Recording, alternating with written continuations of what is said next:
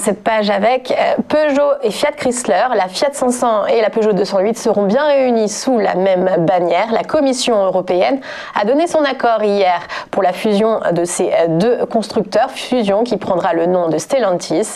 Le 4 janvier, ce sont les actionnaires des deux entreprises qui donneront leur accord pour que la fusion soit au plus vite opérationnelle. Fusion à égalité dans les termes, de laquelle John Elkann pour Fiat devrait prendre la présidence et Carlos Tavares, emblématique patron de PSA, occupera lui la direction générale de ce qui formera le 4e groupe automobile mondial. Et c'est le début d'une nouvelle vie pour Alitalia, rebaptisée pour l'occasion Itaspa. Elle décollera début avril. La compagnie aérienne italienne a fait l'objet d'une nationalisation il y a quelques mois, alors qu'elle était déjà dans une situation critique bien avant la crise, dans laquelle elle ne réussissait pas à gagner d'argent depuis près de 20 ans. Itaspa va proposer une offre réduite avec moitié moins de lignes desservies, d'appareils, mais aussi d'employés. L'État italien a injecté plus de 4 milliards d'euros dans cette nouvelle compagnie. Et enfin, le projet Hercule qui fait grincer des dents chez EDF. Il doit diviser l'électricien en 3 filiales, le nucléaire et le réseau de transport détenu par l'État d'un côté, les activités commerciales et les énergies renouvelables dans un deuxième pôle, et enfin l'hydraulique en dernier.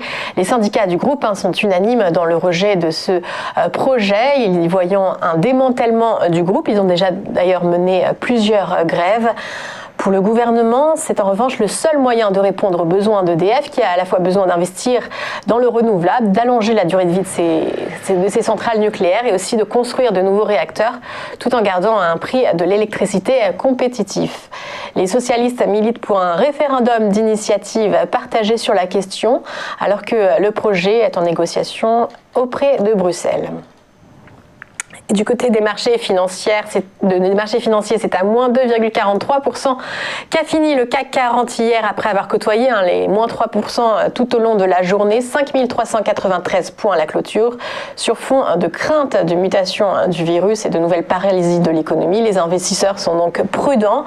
New York était freiné également dans sa progression malgré le vote du plan de soutien. Plus 0,12% pour le Dow Jones, mais du négatif pour le S&P et le Nasdaq avec respectivement moins 0,39% et moins 0,10%. La journée commence aussi dans le rouge en Asie avec Tokyo qui perd plus de 1%. A tout de suite pour le chrono CAC.